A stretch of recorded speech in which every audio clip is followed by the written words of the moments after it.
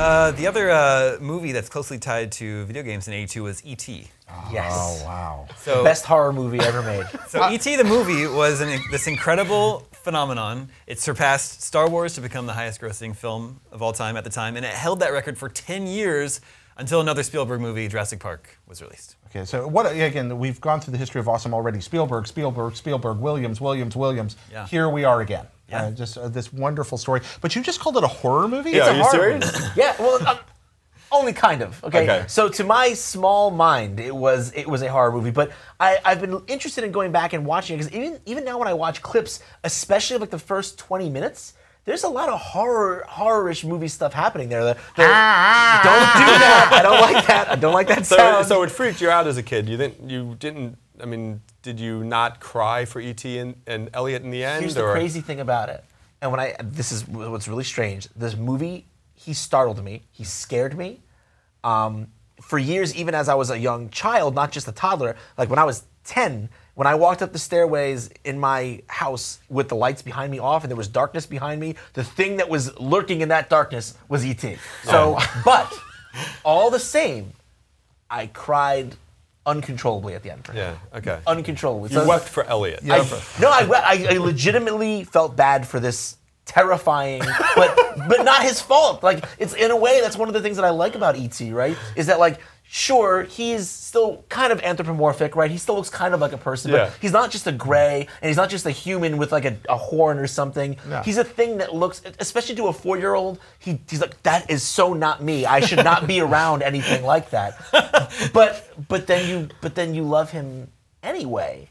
And that's kind of the powerful thing about it, right? Yeah, and this is a movie also it's one of the most of its time movies in a very different way. It's timeless, but it's also full of references to when it happened. This is a movie that talks about asteroids, where characters are playing Dungeons and Dragons, where Yoda is a Halloween costume that walks by. You know, this is a movie that's set in the most awesome of awesome times, and it's full of these things that we've already talked about on some of the shows. And it operates on this whole other level when you watch it as an adult that you're not consciously picking up on as a kid, which is, about this kid who he doesn't have a dad, basically. It's this sort of modern, early 1980s family, and the emptiness in his life, which is filled by E.T. You could go on and and it sounds a little trite when you talk about it that way, but it's really quite a beautiful film in its way.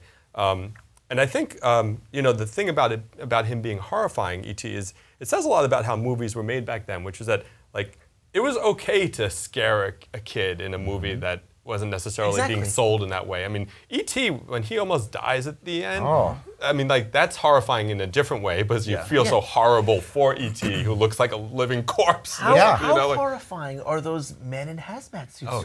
They haunted my dreams. I was terrified that men like that were going to come.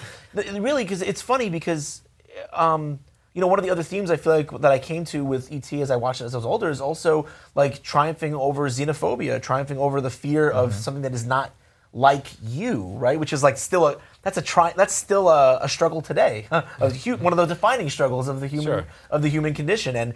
And there was a very strong part of me when I saw those guys in the suits coming from. I'm like, this is what happens to things that are different. Whereupon I was like, that's really the idea of that was, what if I'm different? Well, that's really that concept followed me for a lot of my young life. Whereupon the children embrace him and make him one of their own. Yes, and he's someone who belongs. And that ending, you talked about it, alluded to it a second ago. I still weep. I still cry at the end of E.T. every time. I can't even think about it too much. Start crying. And the E.T. video game for the Atari 2600 was every bit as successful and beloved as the movie. Except not. Oh, I know, I got that. I got it. It was such a disaster.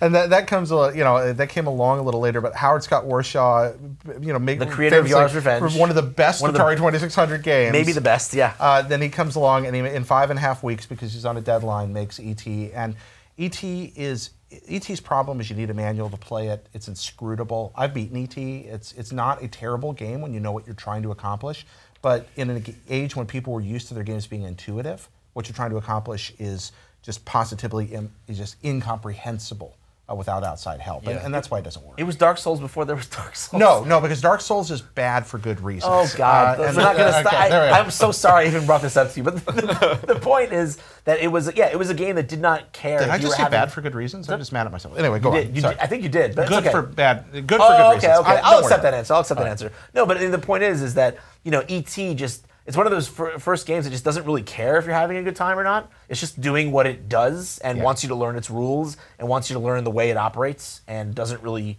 do much to kind of string you along or really teach you how it is. Like the number of moving parts kind of in that equation are amazing. Like it's kind of this open. It is kind of an open world, like it's 3-dimensional in a way in the sense that you can kind of go all over the place and fall in holes. Yeah, you can fall right. Falling in holes is my favorite thing to do in that game.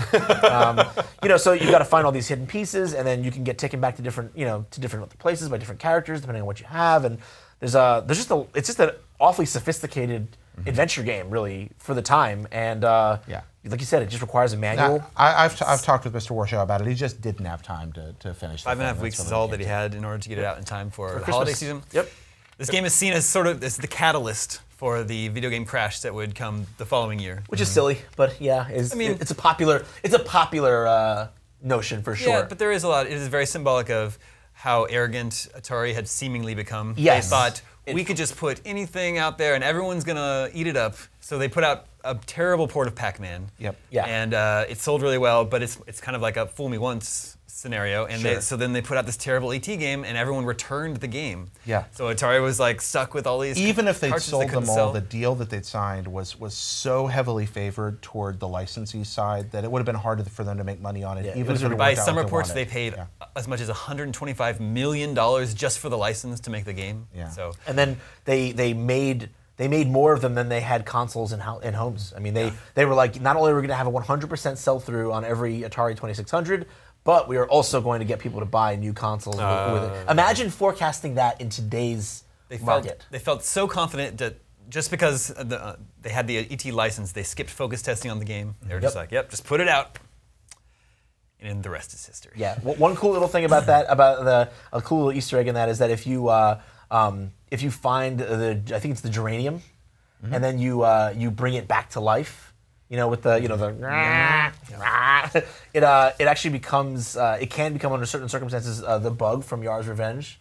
I did not know. Yeah, or Indy from the Indiana Jones. Yeah. Both of which Warshaw made. Yeah, both of which were Warshaw games. Yeah, exactly. Could I also just point out something about E.T. the movie real quick, which is this is a movie that never got a sequel or a prequel or anything, right?